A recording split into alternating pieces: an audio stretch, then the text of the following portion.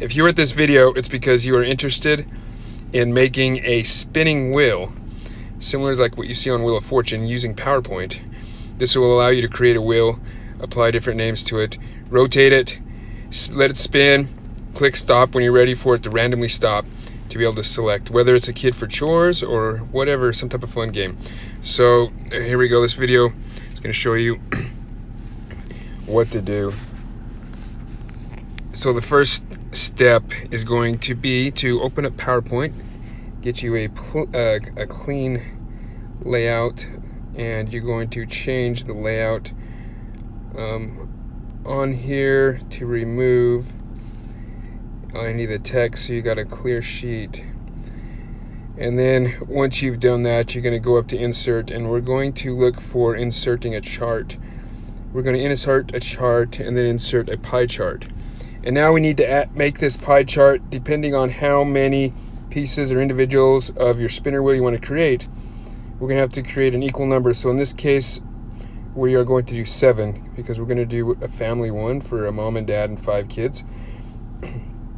So I will go down and create, I go down to 8 because of the extra slot to make 7 spots. Now 7 divided by, or 7 into 100, what is that? So I'm just going to use the Excel to do my math. I'll do a formula right here. Equals 100, divide that by 7. It's going to give me an equation, exact amount. So I'm going to paste that into each of the cells, copy and paste. And then I'm just going to drag that down so I can copy the format all the way down, grab the very corner. It's kind of difficult sometimes to drag it all the way down. Now have an equal number all the way across, and I have a pie chart that is completely equal. I like to go ahead and delete these words just to save some extra stuff. Now I just close it. Now right here I have a pie chart that is equally distributed across 7 parts. Now let's go in here and delete the words and symbols in here because we will not need them. Okay, and now we still have a chart. This isn't several different shapes, it's actually one full shape consisting of parts that is a formula and output of a chart. So what I'm going to do is cut the image and then paste special. Then I'm going to go into paste special and enhance metafile, and it pastes the object back on as an enhanced metafile, which is no longer a chart anymore. But I'm going to break this down even further. So the next step is going to be to ungroup this, and I will end up ungrouping it twice because there's a group within a group. So right click, ungroup it again. And there, now I have multiple different shapes instead of one large shape controlled by formulas that I can now work with and manipulate. All right, we have another step in here. So within all these shapes, there are additional small shape that I need to remove in order to allow the spinning wheel to work properly. So I'm going to go to the select pane, and you noticed all of these different pieces. So there's like let's see, 16, you got 7, 14, 15 of them there. So you can see how one of them represents the one shape, and what you'll notice here is when I click over onto the right side and turn one on or off, I can see what I'm turning on and off. What I want to turn on and highlight is the portion of the shape that is just a simple little line. And once I've done that, I will go and control select all of those that contain just the bottom line of that piece of pie and delete it. And that brings me down to what I have 8 pieces here, that auto shape. Make sure you leave that. So if your triangle disappears, that means you deleted the wrong thing. So now I'm going to come back in, grab everything, and regroup my wheel back together. So you highlight and hit group. Okay, so now let me straighten it there a bit. Okay, so we're getting close, almost to have the wheel that you need.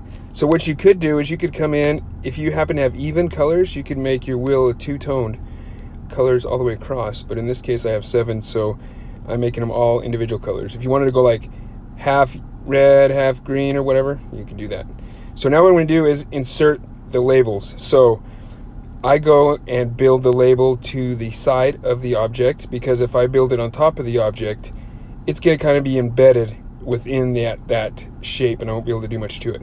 So I'm just going to write mom here, and then I'm going to just paste quickly 6 times so I kind of have all my text ready, and then I'm just going to write in what I want, and then put the words centered, how I'm going to place them evenly on the pie. You'll notice, see where it says Kid 1? That's where I kind of want my dial to be, that's going to be able to read the name clearly.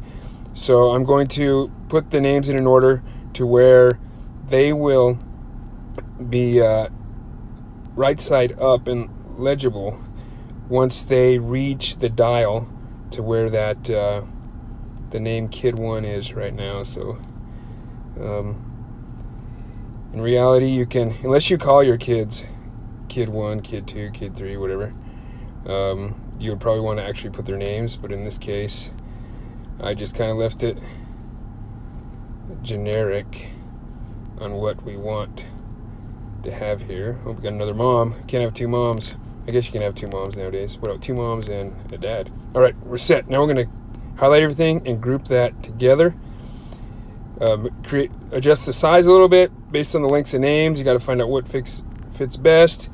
Find which font you like the most, and then make sure everything's still grouped together. And now we are ready to make a bit of animation. So you are going to go to animations, and you are going to select the spin one right there, that gold star. You see it'll start to spin a bit. And then there's another step. You are going to open animation pane, and then right click on animation pane, and once that is open, go to effects options, and then click on the timing tab. And what we're going to do here is go down to about 1 second. If you go 5 seconds, that's almost way too fast, so I recommend 1 second. Repeat until next click. Trigger is going to be start on click. After group 31, which that is your group, you'll hit OK. See, it's spinning. Now right here, we're going to add another animation. Notice you are going to click the add animation button up there. See, don't add animation. Don't go over to the left and try to click the animation. It'll overwrite this one. Click add animation and click appear. And see, that creates another in this group. So then you will right click on that animation to open up into the effects options. And then right there on the effects options, what you will then do is go down the trigger, start effect on into click, and hit OK. And now we're set up. We've got our wheel, our spinning wheel, and we're looking good. So let's just let me show you another option. If you want to add sound to it, some type of cool little tick tick tick tick tick tick ticking sound. They don't have much default sounds, but you could upload a cool sound if you wanted. Maybe download the sound Wheel of Fortune, and when you click other sound, you can import one. So we're gonna just add typewriter. Sound like a little typewriter. Make sure you add that on the spin if you want it to be making noise when it's spin. Okay, so now we're gonna make our arrow to signify where the selection will be for our wheel. Just flip that arrow around. Get it lined up where you want, making it the right size that you want to where it's going to point for the selection. Okay, and then from there, let's format it whatever colors you want. I always like to make the shapes look more 3D, and it just looks a little more exciting. So you go to the format shape option.